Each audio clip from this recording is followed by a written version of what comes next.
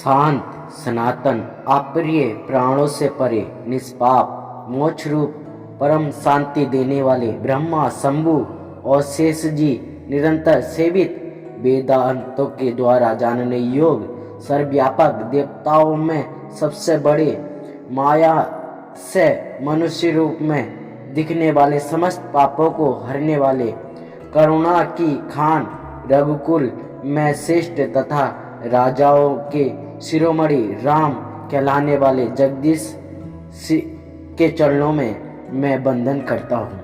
मित्रों, बताते चलें, जब हनुमान जी लंका जा रहे थे तो हनुमान जी क्या कहते हैं और सुंदरकांड में क्या बोलते हैं।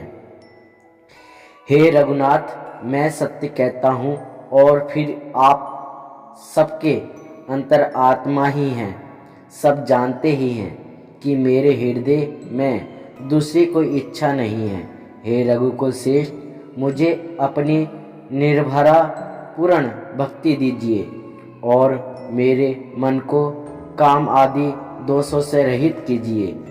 और कहते हैं, अतुल बल के धाम, सोने के पर्वत सुमेरु, मतलब सोने के पर्वत के समान कन्याक्त युक्त शरीर वाले दैत्य रूप वन को ध्वंस करने के लिए अग्रूप ज्ञानियों में अग्रणी, संपूर्ण गुणों के निधान, वानरों के स्वामी और श्री रघुनाथ जी के प्रिय भक्त पवन पुत्र श्री हनुमान जी के चरणों में मैं प्रणाम करता हूँ। मित्रों, ऐसे हनुमान जी के चरणों में हम कोटि कोटि प्रणाम करते हैं।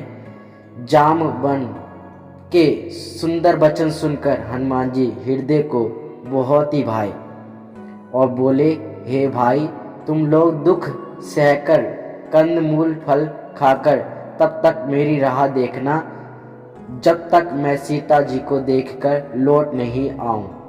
हनुमान जी जा रहे हैं और सीता का पता लगाने के लिए। काम अवश्य होगा क्योंकि मुझे बहुत ही हर्ष हो रहा है, ये कहकर और सबको मस्तक नवाकर तथा हृदय में श्री रघुनाथ जी को धारण करके हनुमान जी हर्षित होकर चले हैं सीता जी का पता लगाने। समुद्र के तीर पार एक सुंदर पर्वत था। हनुमान जी खेल से ही अनायास ही कूदकर उसके ऊपर जा चढ़े और बार बार श्री रघुवीर का स्मरण करके अत्यंत बलवान हनुमान जी उस पर से बड़े वेग से उछले। जिस पर्वत पर हनुमान जी पैर रखकर चले, जिस पर वह उछले, वह तुरंत ही पाताल में घस गया। जैसे ही रघुनाथ जी का अमोघ बाण चलता है, उसी तरह हनुमान जी चले। मित्रों, समुद्र ने उन्हें श्री रघुनाथ जी का दूत समझकर मैनाक पर्वत से कहा कि हे मैनाक, तू इनकी थकावट दूर करने वाला हो जा, अर्थात अपने ऊपर इसे विश्राम दे।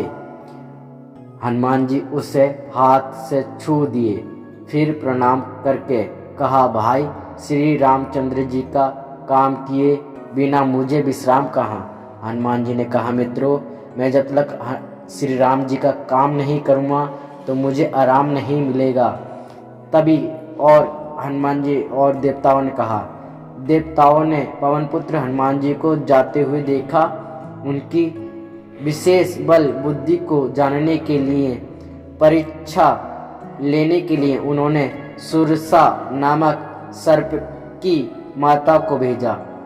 उसने आकर हनुमान जी से ये बात कही, आज देवताओं ने मुझे भोजन दिया है।